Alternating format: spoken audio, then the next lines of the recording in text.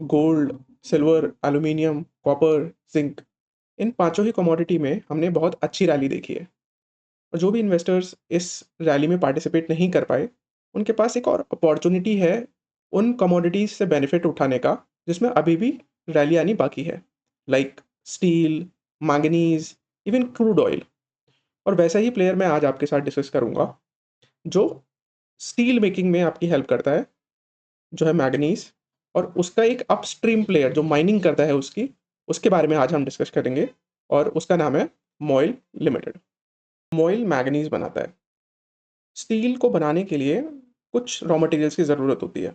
उसमें से एक होता है आयरन ओर, सेकंड होता है मैंगनीज़, देन होता है क्रोमियम, एंड कोकिंग कोल चाहिए होता है। तो इंडिया में स्टील बनाने के लिए अगर 1 टन स्टील बनाना है तो अराउंड 35 किलोज़ मैंगनीज़ लगेगा। अब आप देखिए कि इंडिया में हमारा 2030 तक टारगेट है कि 300 मिलियन टन हमें बनाना है स्टील, और उस 300 मिलियन टन के लिए हमें लगभग 11 मिलियन टन जो है वो मैंगनीज़ लगेगा। अब इतनी अनफॉर्चुनेट बात है कि इंडिया को थर्ड लार्जेस्ट इकोनॉमी होना है, फिर भी हम 60% अपना मैंगनीज जो है वो इंपोर्ट करते हैं, और खाली 40% जो है इंडिया खुद से मैन्युफैक्चर करता है। अब इस 40% मैन्युफैक्चरिंग में एक तो मॉइल आता है और दूसरा आता है संदूर मैंगनीज। इंडिया में ये एक बहुत अच्छी अपॉर्चुनिटी है मॉइल के पास इंपोर्ट सब्सटीट्यूशन करने की, क्योंकि जितना भी प्रोड्यूस करेगा मॉइल उतना इंडिया में खुद से ही खपत हो सकता है। तो अभी अगर इंडिया में कंजम्पशन की रिक्वायरमेंट है 9 मिलियन टन्स, और मॉइल जो कर रहा है वो अराउंड 2 मिलियन टन्स करता है। तो मॉइल के पास अच्छी खासी अपॉर्चुनिटी है, अपना जितना भी प्रोडक्शन बढ़ाएगा वो सारा जो है इंडिया में ही कंज्यूम हो जाएगा। अब स्टील जो है ना, लास्ट 10 सालों से उसके अभी जो प्राइसेस चल रहे हैं वो सब ऑल टाइम लो पे चल रहे हैं। सिमिलरली अगर स्टील का प्राइसेस कम रहते हैं तो मैंगनीज के भी प्राइसेस कम रहते हैं। तो मैंगनीज के भी प्राइसेस जो है वो ऑल टाइम लो पे चल रहे हैं। अब हम जैसे देख रहे हैं कि commodities, industrial commodities like silver, copper, aluminium, zinc, ये एक अप ट्रेंड में जा रहे हैं। तो एक अजम्पशन है कि स्टील और मैंगनीज़, ये कमोडिटीज़ भी जो हैं अपना ऑल टाइम लो से फिर एक अपवर्ड ट्रेंड की तरफ आगे चलेंगी, क्योंकि स्टील की डिमांड ही आ रही है। अभी तक क्या था कि चाइना में इतनी ओवर सप्लाई करते थे स्टील की, इससे स्टील के प्राइसेस जो हैं वो हमेशा कम रहते थे। बट हर कंट्री की डिमांड बढ़ रही है, इंडिया की भी डिमांड बढ़ रही है, तो इस डिमांड को कैटर करते हुए, देखते हुए स्टील के प्राइसेस जो है यहाँ से अपवर्ड डायरेक्शन में जाने की बहुत प्रोबेबिलिटी है। अगर स्टील की अप साइकिल आएगी तो सिमिलरली मैंगनीज की भी अप साइकिल आएगी। So before we go ahead, these are mandatory disclosures, please take a look at them. First two are important. First says that I am a SEBI registered research analyst, and second that Moil India is not in my personal portfolio. Moil manganese ore की mining करता है। उस run of material में जो mine करके निकालता है वो, उसमें मेटलर्जिकल ओर भी निकलता है, नॉन मेटलर्जिकल ओर भी निकलता है। उस मेटलर्जिकल ओर में 5% जो है वो आयरन एंड स्टील मैन्युफैक्चरिंग में डायरेक्टली यूज हो सकता है। और जो 90% ऑफ द ये मेटलर्जिकल ओर है वो यूज होता है मैंगनीज के अलॉयज बनाने में, लाइक फेरोमैग्नीज अलॉयज, सिलिकोमैग्नीज अलॉयज। और फिर ये फेरोमैग्नीज एंड सिलिकोमैग्नीज अलॉयज जो है वो यूज होते हैं आयरन एंड स्टील मैन्युफैक्चरिंग में। और नॉन मेटलर्जिकल अलॉयज में आते हैं, नॉन मेटलर्जिकल ओर में आते हैं आपके ईएमएम और ईएमडीज। ईएमएम होता है electrolytic manganese metal, and EMD होता है इलेक्ट्रोलाइटिक मैग्नीज डाइऑक्साइड। अब इनसे क्या होता है ना, ड्राई सेल, बैटरीज, इसमें यूज होता है ये। और ईएमडी की जो सेलिंग प्राइस है ना वो भी 200 रुपये पर किलो है, जबकि आपकी मैग्नीज ओर की लगभग 9-10 रुपये। तो आप देखोगे वहाँ से 20 टाइम्स ज़्यादा आपको पैसा मिलता है ईएमडी मैन्युफैक्चरिंग में। अगर ये इसका स्केल अगर बढ़ा देगी कंपनी तो इनके जो प्रॉफिट मार्जिन है वो बहुत इंक्रीज हो सकता है, लेकिन सिंस ये 4 to 5% ही निकलता है तो इतना ज़्यादा रेवेन्यू कंट्रीब्यूट नहीं कर पाता। तो जो कंपनीज इंडिया में है जो मैग्नीज अलॉयज बनाती हैं वो हैं आपके Maithan Alloys, Indian Metals and Ferro Alloys, then Vedanta Ferro Alloys, Tata Metaliks. तो इनके जो कस्टमर है, मॉइल के कस्टमर, वो ये सारी कंपनीज हैं।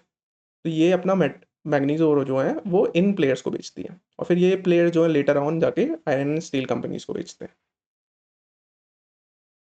ग्लोबली सिंस स्टील के प्राइसेस नहीं बढ़ रहे थे, मैंगनीज़ के भी प्राइस नहीं बढ़ते थे, तो जो माइनर्स हैं ना, उनके पास कोई इंसेंटिव नहीं था एक्स्ट्रा प्रोडक्शन करने का। तो जितना वो यूजुअली प्रोडक्शन करते थे, वो उतना ही करते थे हर साल। तो आप देखो कि वर्ल्ड में भी कोई बहुत ज़्यादा प्रोडक्शन का इंक्रीमेंट नहीं है। अब अगर पूरे वर्ल्ड को 60 मिलियन टन्स चाहिए, तो उसमें इंडिया जो है वो सिर्फ 5% का कंट्रीब्यूटर है, जबकि चाइना 11% का कंट्रीब्यूटर है।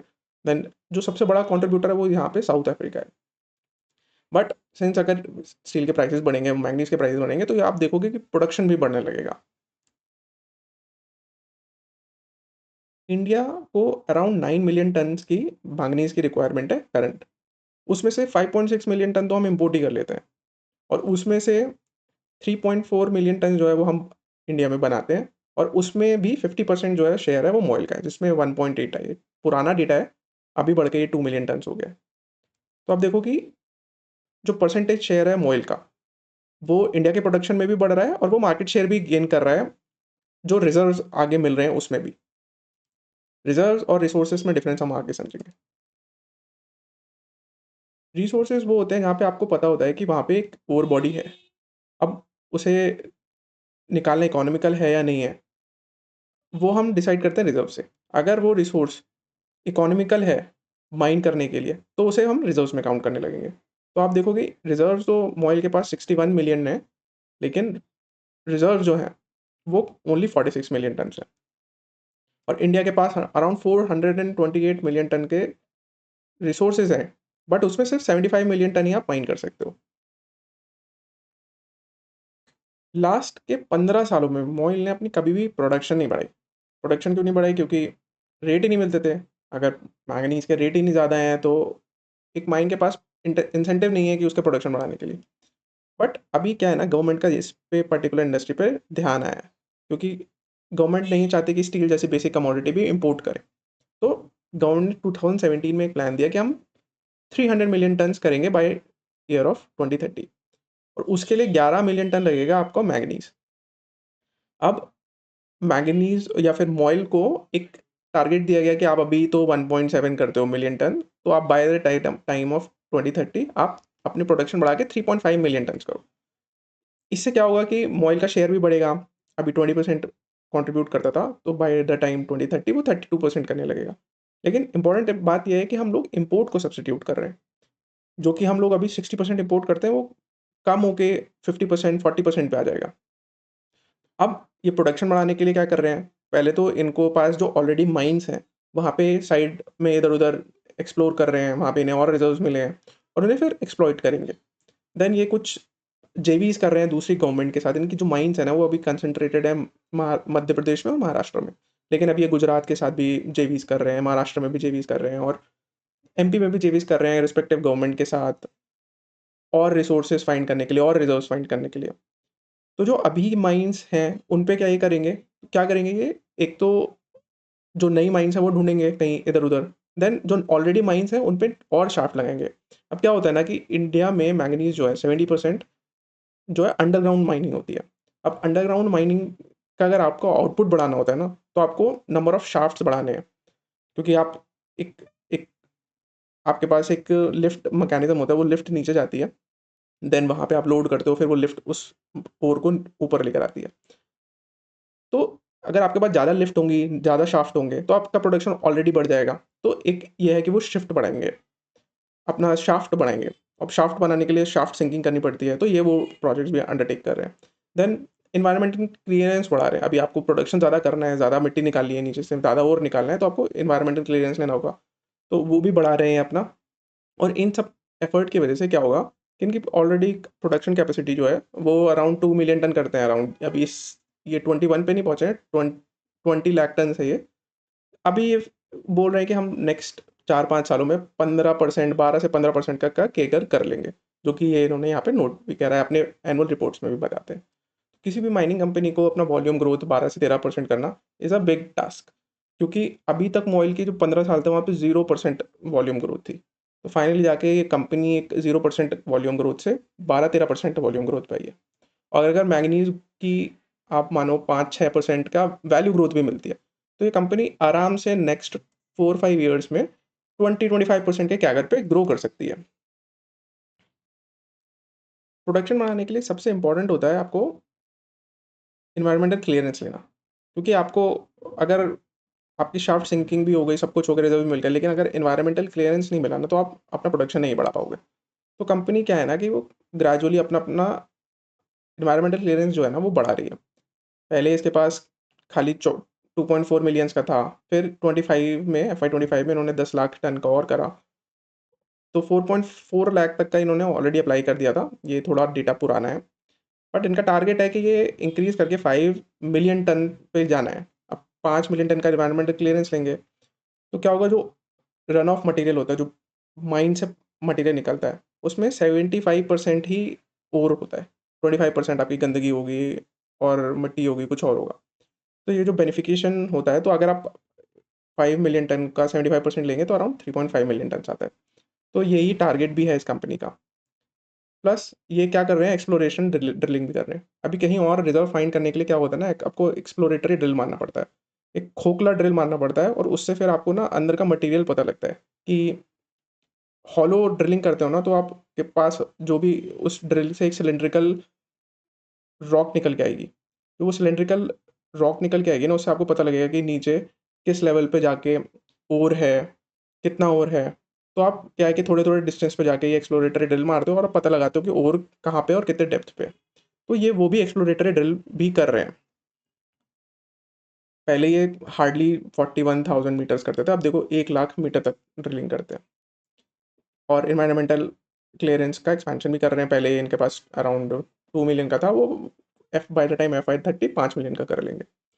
और ये जो एक्सप्लोरेटरी ड्रिल कर रहे हैं वो म, गुजरात में कर रहे हैं GMDC के साथ, देन आपका CMDC के साथ कर रहे हैं ये छत्तीसगढ़ में, देन मध्य प्रदेश में कर रहे हैं ये, तो उनकी रिस्पेक्टिव गवर्नमेंट की MP के गवर्नमेंट के साथ, वहाँ पे ट्राइपार्टाइट एग्रीमेंट है उनका। तो ये JVs भी कर रहे हैं, नए रिजर्व भी ढूंढ रहे हैं, और अपनी करंट माइंस में शाफ्ट भी लगा रहे हैं, और इन्वायरमेंटल क्लियरेंस भी ले रहे हैं। तो एफर्ट्स दिख रहे हैं कि हाँ, प्रोडक्शन बढ़ाने के लिए ये कंपनी अब फाइनली जाग चुकी है। 15 साल तक जो सो रही थी वो अब जाग चुकी है, और आगे चल के ये एफर्ट्स के आपको आउटपुट भी मिलेगा।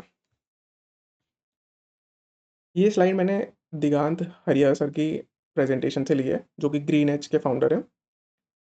और SYC के साथ उन्होंने एक वीडियो करी थी, वहीं से लिया मैंने ये।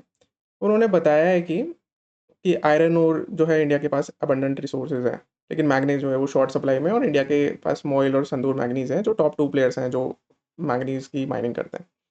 अब क्या है कि 2013, मतलब लास्ट डेकेड में, 2013 से 19 में चाइना ने हमेशा ओवर कैपेसिटी रखी, तो उससे क्या होता था कि स्टील के प्राइसेस हमेशा कम रहते थे।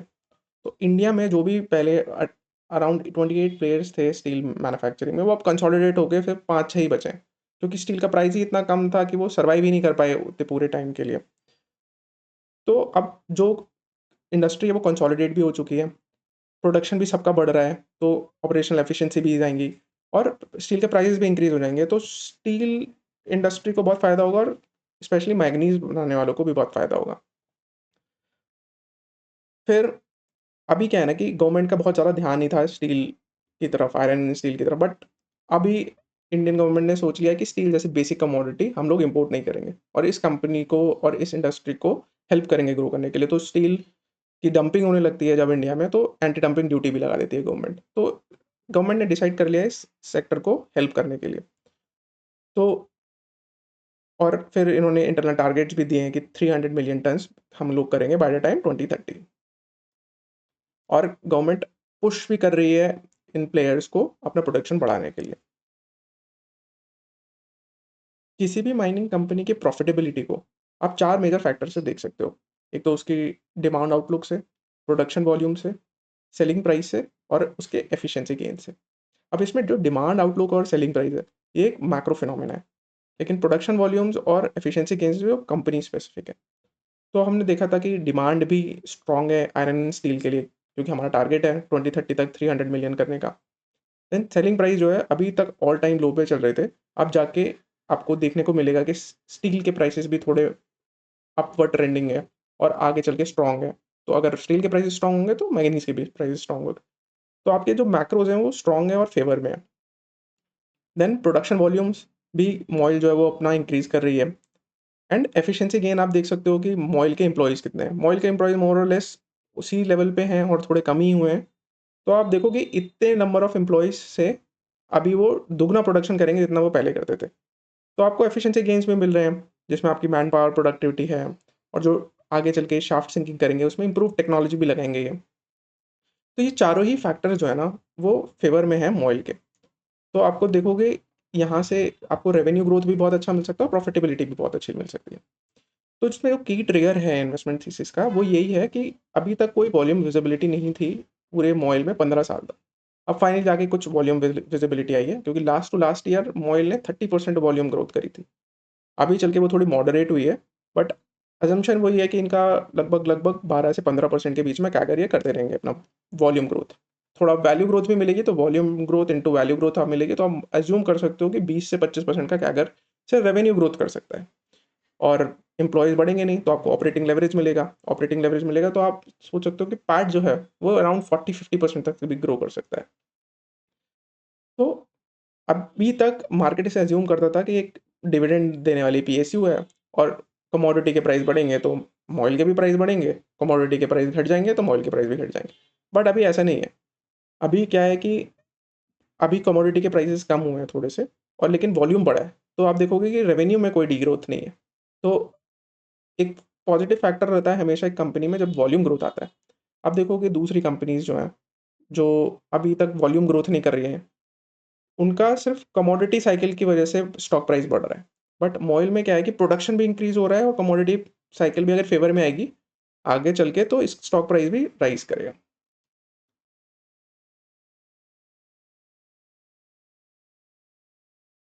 अभी फ़ोकस करो इस मैंगनीज़ के 5 साल के प्राइसेज़ पे। अब देखो बीच में स्पाइक्स आते हैं और फिर वो सेटल हो जाता है अराउंड दिस 31 के प्राइस पे। अब ये सीएनवाई है मतलब चाइनीज़ युआन।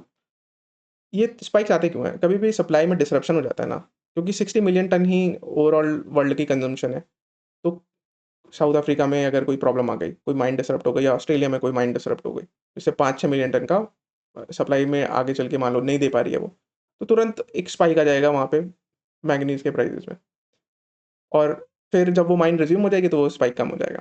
तो क्या है कि मैंगनीज़ के प्राइसेज़ मोर और लेस इसी लेवल पे चल रहे हैं बट वो कभी-कभार स्पाइक्स आपको देखने मिलेंगे जब सप्लाई में कोई प्रॉब्लम आती है तो। तो जब भी ये स्पाइक्स आते हैं तो मॉइल क्या है हर महीने अपना प्राइसेज़ रिवीजन करती है। तो जब इस पीरियड में ये स्पाइक आया था तो आप देखोगे मॉइल के स्टॉक प्राइस भी बहुत बढ़ गया था, क्योंकि उस टाइम पे मॉइल ने भी अपने प्राइसेज़ बढ़ा दिए थे। तो मॉइल क्या है हर महीने आके कुछ-कुछ मटेरियल्स में 5-5% 3-3% का प्राइस हाइक करती रहती है।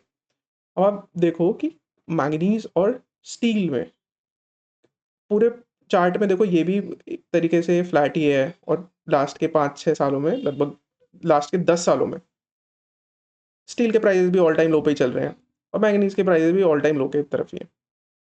तो जैसे ही ये स्टील की साइकिल इम्प्रूव होगी, वैसे ही मैंगनीज़ के भी प्राइसेज़ बढ़ने लगेंगे और स्टील के प्राइस बढ़ेंगे तो मैंगनीज़ के प्राइस बढ़ेंगे। जब मैंगनीज़ के प्राइस बढ़ेंगे, तो मॉइल के भी स्टॉक प्राइस बढ़ेगा। प्रोडक्शन तो बढ़ ही रहा है और अगर वैल्यू में भी ग्रोथ आ जाती है मैंगनीज़ ओर के, तो एकदम से आपको बहुत बड़ा स्पाइक देखने को मिलेगा रेवेन्यूज़ में और वो स्पाइक और मोस्टली कंपनीज़ कमोडिटी के प्राइसेज़ पे चलती हैं। ये प्राइस बढ़ेगा तो कमोडिटी प्लेयर भी बढ़ेगा। तो और हमारे पास एक इम्पोर्ट सब्स्टिट्यूशन का नैरेटिव भी है क्योंकि इंडिया इम्पोर्ट करता है 5 से 6 मिलियन टन पर एनम। इसे क अगर मॉइल का प्रोडक्शन अभी 2 से साढ़े 3 हो जाएगा तो यहाँ से वो पूरा शेयर ले सकता है। ये एक्सरसाइज़ है एफवाई 26 और एफवाई 27 के एक्सपेक्टेड रेवेन्यूज़ प्रिडिक्ट करने की। अभी तक हमारे पास ये सारी फिगर्स हैं कि उन्होंने रेवेन्यू फ्रॉम ऑपरेशंस कितना करा, प्रोडक्शन कितना करा, फिर सेल्स कितनी करी उसकी, उससे रेवेन्यू पर टन निकाला। तो हम देख रहे हैं कि लास्ट एफवाई 25 में आप देखो कि लास्ट ईयर में बहुत लोअर एंड पे है मैंगनीज़ रेवेन्यू पर टन। और 2 चीज़ें नोटिस करने की हैं, एक तो आप प्रोडक्शन जितना कर रहे हो उससे कम सेल कर रहे हो, तो वो डिपेंड करता है कि आप किस स्टेज पे माइनिंग कर रहे हो। तो हो सकता है कि किसी स्टेज पे आप मिट्टी ज़्यादा निकाल रहे हो, इम्प्योरिटी ज़्यादा निकाल रहे हो, तो और आपको कम मिल रहा है। तो इस समय तो ये सेल्स पर प्रोडक्शन डिवाइड बाय प्रोडक्शन निकाला है मैंने। तो देखो पहले तो ये 1 के अराउंड ही था, अब वो कम होके 0.8 के पास आ गया है। तो मैंने अज़्यूम करा कि आगे चल के वो इस लेवल पे माइनिंग कर रहे हैं, जहाँ पे कम और मिल रहा है, इम्प्योरिटीज़ भी उसके साथ-साथ मिल रही हैं, तो 0.8 पे मैंने फिक्स किया। देन कुछ डेटा हमारे पास पहले ही है, Q3 तक का हमारे पास डेटा है, तो हमें पता है कि Q3 तक प्रोडक्शन कितना हुआ, कितनी ग्रोथ हुई। देन उन्होंने सेल कितना किया। सेल के डेटा नहीं है, बस एक ही क्वार्टर का डेटा है। तो और लास्ट ईयर Q4 में इन्होंने कुछ 4.72 करा था, तो मैं अज़्यूम कर रहा हूँ कि 10% की ग्रोथ के साथ, 5% 10% की ग्रोथ के साथ ये यहाँ पे 5 कुछ 5 पॉइंट ये प 5 लाख कुछ टन कर लेंगे यहाँ पे। तो ओवरऑल जो मेरे को प्रोडक्शन मिल जाएगा वो 19.4 लाख टन्स का मिल जाएगा। और मैं मान के चला हूँ कि 0.8 सेल्स बाय प्रोडक्शन का रेशियो होगा, तो मेरे को सेल्स मिल जाएगा इतने की। अगर मैं अज़्यूम कर रहा हूँ कि मैंगनीज़ के प्राइसेज़ इस साल ₹10,500 के रहते हैं, तो मुझे रेवेन्यू मिल जाएगा, जो कि आता है 1630। बट आप अगले साल का देखो, थोड़ा-सा भी ₹500 भी प्राइस इंक्रीज़ हुआ और 10% से भी प्रोडक्शन बढ़ा, तो आप रेवेन्यू देखो 1630 से सीधा 2348 पे चला गया, जो कि 40-44% की ग्रोथ है।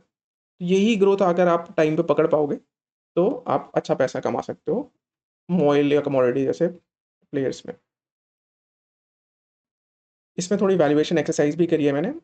लास्ट स्लाइड में हम लोगों को देखा था कि एफवाई 26 में 1630 रेवेन्यूज आ सकते हैं इस कंपनी के, और एफवाई 27 में 2348 करोड़ आ सकते हैं। तो रिस्पेक्टिव ग्रोथ देखो आपकी, इस साल एंड तक 3% की ग्रोथ, लेकिन उसके नेक्स्ट ईयर 44% की ग्रोथ। उससे आप पैट ग्रोथ देखो कितना हो रहा है, यहाँ पे 363 करोड़ से सीधा 539 करोड़। अभी मैंने क्या किया है ना कि 3 केसेस बनाए हैं, बुल, बेस एंड बियर। मान के चल रहा हूँ कि बियर केस में 15 का पी मिलेगा मुझे, बेस केस में 20 का मिलेगा और बुल केस में 25 का मिलेगा। तो उससे स्टॉक प्राइस की मूवमेंट कहाँ हो सकती है? अगर बुल में 25 का पी मिलेगा मुझे और मेरा ईपीएस अराउंड 17 का है, तो अराउंड स्टॉक प्राइस आना चाहिए 446। अभी अराउंड चल रहा है 338 का। नेक्स्ट ईयर अगर बुल केस रहा तो, और ईपीएस मेरा रहा 26, तो मुझे लगभग स्टॉक प्राइस मिल जाएगा 663 रुपीज़ का। अब नीचे जो है ना इनका परसेंटेज में अपसाइड लिखा हुआ है। अगर बुल केस रहा तो 632% तक का अपसाइड मिल सकता है मुझे, और एफआई 27 में 96% तक का अपसाइड मिल सकता है। एंड लोअर साइड में मेरे को -20% तक का स्टॉक फॉल दिख सकता है अगर बियर केस का सिनेरियो हो तो ये एक मोटा-मोटी आपको एक रेंज मिल गई कि -21% से 96% तक स्टॉक जा सकता है फॉर नेक्स्ट 1.5 ईयर्स। अभी यहाँ देखो, ये एक पीई का चार्ट है और यहाँ पे स्टॉक प्राइस का चार्ट है। अब देखो, स्टॉक तभी पैसा बनाता है ना जब आपका ईपीएस जो है ये अपवर्ड डायरेक्शन में, ये बार जो है ना ये ईपीएस है, ये अपवर्ड डायरेक्शन में, और पीई भी अपवर्ड डायरेक्शन में हो, तो आप देखो कि स्टॉक प्राइस इसी पूरे ड्यूरेशन में अपवर्ड की तरफ गया है। वहीं देखो आप कि जब बार ऊपर जा रहे थे और पी नीचे आ रहा था तो स्टॉक प्राइस फ्लैट था। पी ऊपर जा रहा था और ये बार्स नीचे आ रहे थे तब भी ये स्टॉक फ्लैट था। पैसा तभी बनेगा जब आपके बार्स ऊपर जाएँगे, यहाँ से ये बार्स ऊपर जाएँगे और ये पी भी ऊपर की तरफ ट्रेंड करेगा, तभी आपका पैसा बनेगा। तो ये एक कंडीशन मुझे दिख रही है यहाँ पे कि बार्स तो ऊपर जाते हुए दिख रहे हैं, अगर पी भी थोड़ा-सा ऊपर चला गया तो 100% पैसा यहाँ पे बनेगा। मैंगनीज़ जो है ना वो सिक्लिकल कमोडिटी है और उसकी साइकिल्स डिपेंड करती हैं स्टील पे। अगर स्टील की साइकिल पॉजिटिव होगी तो मैंगनीज़ की भी साइकिल पॉजिटिव होगी। तो अगर स्टील की डाउन साइकिल होगी तो डिमांड भी गिर जाएगी और मैंगनीज़ के प्राइसेस भी गिर जाएँगे। तो है तो ये सिक्लिकल प्रोडक्ट ही। देन हमने देखा था कि मैंगनीज़ में जो भी शॉर्ट स्पाइक्स आए थे वो बहुत शॉर्ट लिव्ड थे, और मैंगनीज़ के ओवरऑल जो प्राइसेस हैं फॉर द पास्ट 10 ईयर्स वो मोर और लेस एक ही ब्रॉडर रेंज में रहे। अगर ये स्ट्रक्चरली ऊपर जाते हैं तो ही बेनिफिट होगा मोइल को। देन मोइल जो है ना जितना भी प्रोड्यूस करता है वो सब इंडिया में ही खपत हो जाती है, तो वो एज इफ कोई भी एक्सपोर्ट अपॉर्चुनिटी नहीं है मोइल की। एंड जो भी ये प्रोडक्शन बढ़ाने की कर रहे हैं, अपना एफर्ट्स दिखा रहे हैं, केपेक्स वगैरह कर रहे हैं, वो सब डिपेंड होता है एनवायरमेंटल क्लियरेंस पे। अब एनवायरमेंटल क्लियरेंस जो है ना वो डिफ़िकल्ट है, क्योंकि बहुत सी बार क्या होता है ईसी जो है डिले हो जाते हैं, पॉलिटिकल सेंसिटिव है, आपको माइन करना है तो आपको पेड़ काटने पड़ेंगे, और डिफरेंट डिफरेंट डिपार्टमेंट से, फायर डिपार्टमेंट से क्लियरेंस अलग लेना पड़ेगा, फॉरेस्ट डिपार्टमेंट से अलग लेना पड़ेगा। तो ये सब होने की वजह से जो है ना, हो सकता है कि आपका एनवायरमेंटल क्लियरेंस या तो ना मिले, या फिर मिल भी गए तो शायद डिलेड मिले। तो तो उससे क्या होगा कि आपका जो प्रोडक्शन होगा वो डिपेंड करेगा कि आपको ईसी कैसे मिल रहा है। देन मोइल की सारी जो माइन्स है ना वो बहुत ही पुरानी है। अब पुरानी माइन्स होने की वजह से उन्हें और डीपर खोदना पड़ता है। जैसे 600 से 650 मीटर जाते हैं ना, तो थोड़ा माइन में रिस्क बढ़ जाता है, कॉम्प्लेक्सिटी आ जाती है। तो और उतना डीप माइन करने के लिए आपके कॉस्ट भी बढ़ जाती है। तो हो सकता है कि आपको वहाँ पे ओर मिले, लेकिन आप उसे इकोनॉमिकली माइन ना कर पाओ। तो ये थोड़े बहुत एंटीथेसिस एंड रिस्क थे। अभी क्या था कि झारखंड में और नियर बाय स्टेट्स में एक जजेस ने एक रूलिंग दी थी कि रॉयल्टी पे टैक्स लगा सकती है क्या स्टेट गवर्नमेंट। तो वो इनके फेवर में आ गई थी कि रॉयल्टी को पे ओवर उस रॉयल्टी के ऊपर और टैक्स नहीं लगाएगी स्टेट गवर्नमेंट। बट हो सकता है कि मध्य प्रदेश, महाराष्ट्र, गुजरात में भी ऐसे केसेस जो हैं वो गवर्नमेंट डाल दे, या फिर कंपनीज या फिर लोग डाल दें पिटीशन। स्टेट गवर्नमेंट यूजुअली डाल दे, और इन कंपनीज को फिर रेट्रोस्पेक्टिव बेसिस पे, पुराने बेसिस पे टैक्स अगर वसूल पाएँ, रॉयल्टी पे भी टैक्स। तो एक ये लिटिगेशन का इनको ऊपर थोड़ा-सा इश्यू भी रहता है। तो ये मोटा-मोटी आपके रिस्क एंड एनालिसिस है। इन्हें ध्यान में रख के आपको इन्वेस्टमेंट करना चाहिए, और ऐसे में कुछ भी लगता है आपको कि स्टील की पॉजिटिव साइकिल नहीं आ रही है, स्टील की साइकिल तो आ रही है लेकिन मैंगनीज़ की नहीं आ रही। तो ये सब आपको ध्यान में रखना है, ये आपके पॉइंटर्स होने चाहिए, और इन्हीं के बेसिस पे आपको एंट्री भी लेनी है और एग्ज़िट भी लेनी है। Then these are disclaimers, you can look at them. ये मेरी वेबसाइट है और ये मेरे स्मॉल केसेस हैं। You can go and check them out. And my channel is fairly new. I would request all of you to please like, share, and subscribe. And I see you guys in the next video.